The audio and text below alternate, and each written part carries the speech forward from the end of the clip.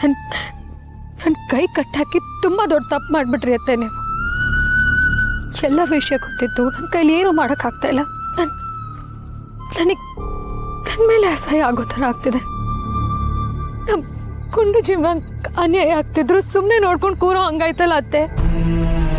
ನನ್ಗೇನು ಅದಕ್ಕೆ ಹೊಸ ಸಮಾಧಾನ ಮಾಡ್ಕೋ. ಅದಕ್ಕೆ ನೋಡು, ಅಣ್ಣ ಸೀನನ್ನ ಯಾವುದೇ ಕಾರಣಕ್ಕೂ ಸುಮ್ಕೆ ಬಿಡಕ್ಕಿಲ್ಲ. ಪಾರು, ನಿನ್ನ ನೋವು ಸಂಕಟ ನನಗೆ ಅರ್ಥ ಆಯ್ತದೆ. ಆದರೆ ಒಂದು ವಿಷಯ ನನಗೆ ಹೇಳಲೇಬೇಕು.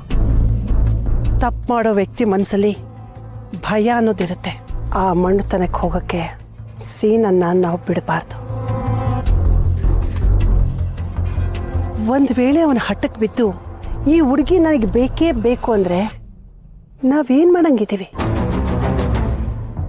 ಆಗ ಹಾಳಾಗೋದು ನನ್ನ ಮಗಳು ರಶ್ಮಿ ಜೀವನ. ಹಂಗೆ ನೋಡಕ್ ಹೋದ್ರೆ ನನ್ನ ಜೀವನದಲ್ಲೂ ಅದೇ ಆಗಿರೋದು ಅಲ್ವಾ? ಆದ್ರೆ ನನ್ನ ದೊರೆನ ತಿದ್ಕೋತೀವ್ನಿ. ಅವ್ರೂ ಎಲ್ರ ತನ ಮಾಡೋಕ್ಕೆ ಪ್ರಯತ್ನ ಪಡ್ತೀವ್ನಿ. ಸತ್ಯ ಗೊತ್ತಾಗೋದಕ್ಕೂ ಒಂದು ಸಮಯ ಬರಬೇಕು ಪಾರು. ಆ ಸಮಯದಲ್ಲಿ ಗೊತ್ತಾದಾಗಲೇ ಅದನ್ನ ಸರಿದಾರಿಗೆ ತರೋಕ್ಕೆ ಸಾಧ್ಯ. ಅಲ್ಲ, ನಮ್ಗೊಂಡು ನಮ್ಮ ಹತ್ರನೇ ಸತ್ಯ ಮುಚ್ಚಿಟ್ಬಿಟ್ಲಲ್ಲ ಅತ್ತೆ. ಅನ್ಕೊಂಡು ಹತ್ರ ಮಾತಾಡ್ಬೇಕು. ಫೋನ್ ಕೊಡು.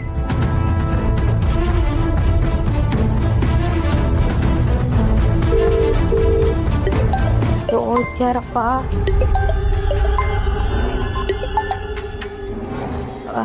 ಹಲೋ ಅದಕ್ಕೆ ಏನ್ ಸಮಾಚಾರ? ಗುಂಡು ಇಷ್ಟು ಸಮಾಧಾನವಾಗಿ ಮಾತಾಡ್ತಿದ್ದಾಳಲ್ಲ. ಅವಳ ನೋವು ಯಾರಿಗೂ ಗೊತ್ತಾಗಬಾರ್ದು. ಗೊತ್ತಾದ್ರೆ ನೀವೆಲ್ಲ ನೋವು ಅನ್ಭವಿಸ್ತೀರ ಅನ್ನೋ ದೊಡ್ಡ ಗುಣ ಅದಕ್ಕೆ ಅವಳ್ದು.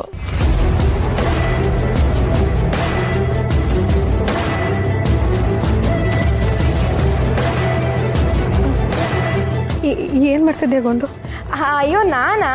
ಇಲ್ಲೇ ನಾನು ಸೀನಾ ಪಕ್ಕದಲ್ಲೇ ಕೂತ್ಕೊಂಡು ಮಾತಾಡ್ತಿದ್ವಿ. ಅದಕ್ಕೆ ಏನ್ ಸಮಾಚಾರ ಹೇಳು? ಸೀನನ್ ಜೊತೆ ಇದೆಯಾ?